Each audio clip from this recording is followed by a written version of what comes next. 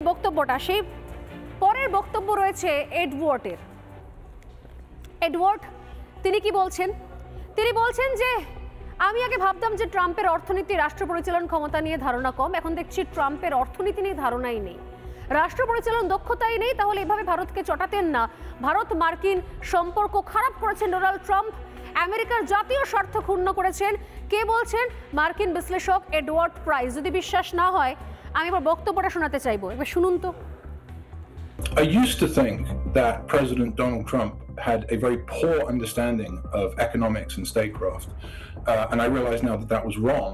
And in fact, President Trump has no understanding of economics and statecraft. That is the only conclusion that I can draw, given the way that he's behaving towards India. I think that he has damaged the relationship between India and the United States, and it seems to me that he either does not understand the US national interest. ঘরে বাইরে একশো অবস্থা। আপনারা শুনলেন যে Edward price মার্কিন বিশ্লেষক। আমি তার বক্তব্যগুলো নিচেও লিখছিলাম এবং নিজেও সহজ করে বাংলা করে আমি নিজেও পড়ছিলাম, যে স্পষ্ট বলছেন যে আমরা ভাবতেই পারিনি যে ডোনাল্ড ট্রাম্পের এই রকম একটা মানে অবিবেচকের মতো কাজ করে বসবেন ডোনাল্ড ট্রাম্প, যেটা মার্কিন স্বার্থ নষ্ট হচ্ছে সেখানে। শুধু তাই নয়, ভাবুন কিভাবে ডোনাল্ড ট্রাম্প নিজের পায়ে নিজে কুড়ুল মেরেছে এবং জব্দ হয়ে গেছে। এবার লাস্ট একটা পার্ট দেখাই, যার পর আমি আসবো, আলোচনা শুরু করব যে এতে কার কি ক্ষতি হলো, কোথায় কি আগুন জ্বলছে আর কে জ্বলে পুড়ে ছাই হয়ে যাচ্ছে। চলুন এবার দেখাই মার্কিন আদালত ডোনাল্ড ট্রাম্পের সম্পর্কে কি বলছেন। মারাত্মক। মার্কিন কোর্টের যে পর্যবেক্ষণ, এই ওভারঅল এপিসোড নিয়ে, পুরো এপিসোডটা নিয়ে, সেখানে মার্কিন কোর্টের পর্যবেক্ষণে মার্কিন আদালত বলছে যে এভাবে শুল্ক আরোপ করা যায় না। এই যে ডোনাল্ড ট্রাম্প কলার তুলে বললেন না যে উইদিন 5 আওয়ার্স, মানে 5 ঘন্টার মধ্যে তারা ইমপ্লিমেন্ট করে দিয়েছেন, এটা করা যায় না। ভারতের সঙ্গে তো নয়, এইভাবে শুল্ক আরোপ করা যায় না। নিজের সীমা ছাড়িয়েছেন ডোনাল্ড ট্রাম্প।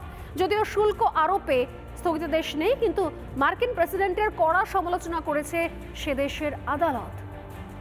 এবং বুঝতেই পারছেন ডোনাল্ড ট্রাম্প থেকে শুরু করে প্রত্যেক মুহূর্তে, এবং তারপর আজকের যে বক্তব্য, ডোনাল্ড ট্রাম্প বলছেন যে চীনের সঙ্গে এত কাছাকাছি হয়ে গেছে, চীনের সঙ্গে বন্ধুত্ব করে ফেলেছে রাশিয়ার ভারত, আর তারপরে বলছেন যে আমরা হারিয়ে ফেললাম ভারত এবং রাশিয়াকে। এটা আগে বোঝা উচিত ছিল, কিন্তু আফসোস গোটা বিশ্ব বুঝতে পারছে ডোনাল্ড ট্রাম্প তিনি বিবেকানন্দ মুন্ডান বলেও তিনি বুঝতে পারছেন যে ভারতকে এভাবে চটানো যায় না। রাশিয়া বুঝতে পারছে, চীন বুঝতে পারছে, এর আগে ইসরায়েল সহ গোটা বিশ্বের দেশ বুঝছে, পাকিস্তান বুঝতে পারছে। এসসিও সামিটে পাকিস্তানের প্রেসিডেন্ট তিনি কর্নারে কেঁচোর মতো দাঁড়িয়েছিলেন, তার সঙ্গে কেউ কথাও বলেনি। সেই দৃশ্য নেট মাধ্যমে ভাইরাল হয়ে গিয়েছে।